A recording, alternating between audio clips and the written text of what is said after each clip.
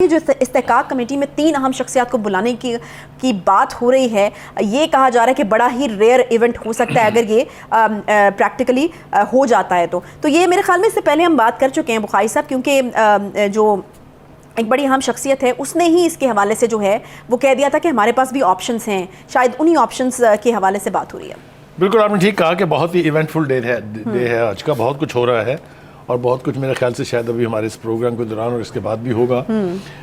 ایک بہت پرانی بحث چھڑی ہوئی ہے کہ سپریم کورٹ جو ہے کیا یہ پارلیمنٹ کے معاملات میں مداخلت کر سکتی ہے کہ نہیں کر سکتی ہے، کیا پارلیمنٹ کا بھی کوئی اختیار سپریم کورٹ کے اوپر ہے یا نہیں ہے۔ یہ بڑی دیرینہ بحث ہے، بہت دیر سے چل رہی تھی، لیکن یوں لگتا ہے کہ یہ دونوں دھڑے اس وقت اس کو کسی نہ کسی منطقی انجام پہ پہنچا کے چھوڑیں گے۔ دیکھیے حکومت کا یہ پریمیسز کہ جی ہم 4-3 کے فیصلے کو مانتے ہیں، 3-2 کے فیصلے کو نہیں مانتے ہیں، تو جتنا مرضی آپ اختلاف رکھتے ہوں اس حکومت سے، آپ اس کے اس سٹانس کو غیر آئینی نہیں کہہ سکتے، غیر قانونی نہیں کہہ سکتے، غیر اخلاقی نہیں کہہ سکتے۔ ججز نے کوئی زبانی کوئی فیصلہ نہیں کیا ہے، ججز نے کسی کے کان میں کچھ نہیں کہا ہے، لکھے ہوئے فیصلے ہیں 4 ججز کے اسی بینچ کے، ٹھیک ہے۔ تو حکومت کے پاس ایک لاجک موجود ہے کہ جناب جب فیصلہ ان رائٹنگ 4 ججز نے دے دیا تو پھر 4-3 کا فیصلہ ہم مانیں گے، 3-2 کا نہیں مانیں گے۔ پھر اس کے بعد پارلیمنٹ نے ایک ریزولوشن پاس کی، قومی اسمبلی میں ایک ریزولوشن پاس ہوئی کہ ہم نہ صرف یہ کہ یہ 3 ججز کا فیصلہ نہیں مانتے ہیں بلکہ ہمیں ان 3 ججوں پر اعتماد بھی نہیں ہے، جس میں چیف جسٹس شامل ہے۔ پارلیمنٹ کا یہ استحقاق بھی آپ ان سے نہیں چھین سکتے۔ ان کی قرارداد پاس ہوئی ہے، اکثریت نے پاس کی ہے جو ہاؤس میں موجود تھے لوگ۔ تو یہ جو ٹگ آف وار ہے یہ اب مجھے لگتا ہے کہ چاہتے ہوئے یا نہ چاہتے ہوئے اپنے منطقی انجام کو پہنچنے والی ہے۔ آج جس طرف اشارہ کیا گیا ہے کہ جی 3 شخصیات کو، میرے خیال سے شخصیات کیا ہے کہ ہمیں لوگوں کو دھوکہ دینے کی ضرورت نہیں ہے۔ یہ بات ہو رہی ہے جی انہیں 3 ججز کی جنہوں نے یہ فیصلہ ٹھوسنے کی کوشش کی ہے۔ ان کا کہنا یہ ہے، پریمیسز یہ ہے کہ اگر سپریم کورٹ اپنی توہین کے اوپر لوگوں کو سمن کر سکتی ہے، ان کو سزا دے سکتی ہے، ان کو ڈسکوالیفائی کر سکتی ہے، جس طرح کہ 2 پرائم منسٹر کو کیا گیا، تو پارلیمنٹ کے پاس بھی یہ ایک اختیار موجود ہے کہ وہ ان کو سمن کرے اور ان کو بلا کر سنے کہ کیوں آپ نے پارلیمنٹ کی توہین کی ہے۔ اچھا، جو قائمہ کمیٹی نے، جو فائنانس کی قائمہ کمیٹی تھی، جو جس ریزولوشن کو مسترد کیا تھا، یہ ان کا رائٹ ہے، یہ ان کو آئین اجازت دیتا ہے۔ اس کی بنیاد کے اوپر جب ہاؤس نے اس کو ریجیکٹ کر دیا تو اس کو لیجیٹیمیسی مل جاتی ہے کہ جو فیصلہ قائمہ کمیٹی نے کیا تھا وہ ٹھیک تھا۔ صحیح۔ اب ان چیزوں کو بھی آپ اٹھا کے باہر نہیں پھینک سکتے، یہ پارلیمنٹ کے کیے ہوئے فیصلے ہیں۔ اسی طریقے سے وہ ایکٹ آف پارلیمنٹ جو بل قانون بن گیا ہے اب، اس کے ساتھ جو رویہ اختیار کیا گیا سپریم کورٹ میں وہ بھی آپ کے پاس ہے کہ نوٹیفیکیشن ابھی ہوا نہیں ہے اور اس کے اوپر ہیئرنگ کے لیے پٹیشن ایکسیپٹ ہو گئی اور فیصلہ بھی ہو گیا کہ اسٹے کر دیا جی ہم نے۔ صحیح۔ آپ مجھے بتائیے، is it sanity? Is it in the spirit of the constitution? No, it is not. یہی کہا بھی جا رہا ہے۔ تو کہنے کا مطلب یہ ہے کہ لڑائی کو کون بڑھاوا دے رہا ہے اور کون اس کو ایسی طرف لے جا رہا ہے جو پاکستان کے مفاد میں نہیں ہے۔ صحیح۔ اچھا بخاری صاحب، یہ جو ڈیولپمنٹ ہے جس کے اوپر ہم بات کر رہے ہیں کہ استحقاق کمیٹی میں بلانے پر غور ہو رہا ہے، یہ ویسے تو کوئی پازیٹیو خبر نہیں ہے، کیونکہ اگر یہ ہو جاتا ہے تو پھر معاملہ جو ہے وہ رکے گا نہیں بلکہ اور فلیئر اپ ہوگا۔ دیکھیے گزارش یہ ہے کہ ہمیں پارلیمنٹ کی جو آوازیں ہیں ان کو سننا چاہیے۔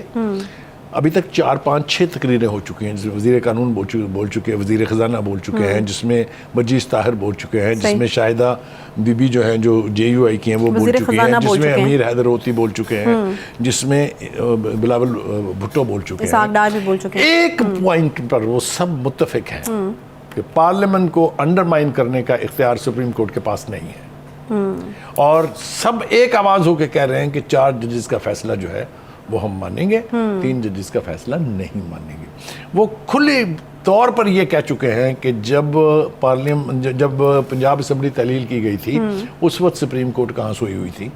اس وقت اگر انہوں نے بر وقت ایکشن لے لیا ہوتا کہ یہ جو استحقاق ہے اسمبلی کو تحلیل کرنے کا، یہ چیف منسٹر کی اپنی صوابدید ہے اور ایونچویلٹی کے طور پہ یہ فیصلہ کیا جاتا ہے کہ کھپ پڑ گئی ہے، کسی ایک چیز پہ جھگڑا ہو گیا ہے یا بلوا ہو گیا ہے، لیکن کسی کی ایڈوائس پر جو سٹیک ہولڈر بھی نہ ہو اس اسمبلی میں اس کے اوپر اسمبلیاں توڑنا غیر آئینی، غیر اخلاقی، غیر جمہوری اقدام. تو وہ ان کا کہنا یہ تھا کہ پھر یہ آج جو صورتحال کا ہمیں سامنے ہے یہ پیدا ہی نہیں ہونی تھی. نہیں تو بخاری صاحب باوجود اس کے کوئی ایکشن نہیں لیا گیا.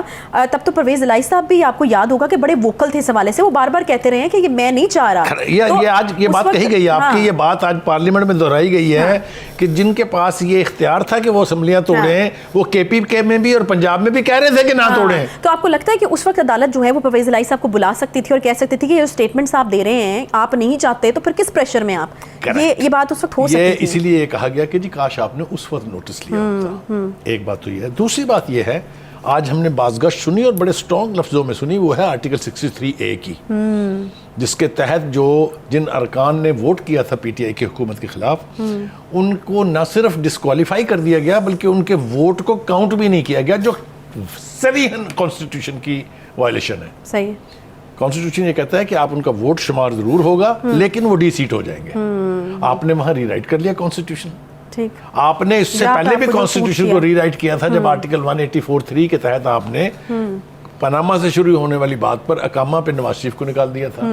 تو یہ آپ کے گھر کی لونڈی نہیں ہے آئین کہ جس کو آپ جس طرح سے مرضی انٹرپریٹ کر لیں، توڑ لیں، موڑ لیں، الٹا کر لیں، سیدھا کر لیں. یہ اختیار بھی صرف پارلیمنٹ کے اس میں امینڈمنٹ کر سکتی ہے. صحیح. آج جو تقاریر ہوئی ہیں اس کی اسپرٹ میں آپ کے ساتھ شیئر کرنا چاہتا ہوں کہ اور خاص طور سے بلاول بھٹو کی جو تقریر تھی اس میں بہت سارے پوائنٹ کے اوپر انہوں نے چونکہ اپنی پارٹی کا موقف، ان کی بات میں وزن اس لیے ہے کہ they are the author of the constitution. ان کی پارٹی نے آئین منظور کیا تھا. انہوں نے ہی 18ویں ترمیم کے تحت صوبوں کو خود مختار کیا تھا، جو 50 سال سے جنگ لڑی جا رہی تھی کہ صوبوں کو خود مختار ہونا چاہیے. تو ان کو تو کوئی ٹیچ نہیں کر سکتا کہ کانسٹیٹیوشن کیا ہوتا ہے. یہ اس نے آج کہا بھی ہے بلاول کہ جی ہمیں نہ بتائیں آپ کے آئین کیا ہے. یہ مذاکرات یہ ہوتے بھی آپ کو نظر آ رہے ہیں یا نہیں آ رہے؟ دیکھیے یہ ایک تاثر ہے کہ سپریم کورٹ خود مجبور کر رہی ہے تمام سیاسی جماعتوں کو کہ آپ جا کے عمران خان صاحب کو منا لیں. یہ سپریم کورٹ کا کام ہے. جب سپریم کورٹ یہ کہتی ہے کہ آپ بیٹھ جائیں جا کے ان سے آپس میں طے کر لیں تاریخ، وہی ہم بھی فائنل کر دیں گے.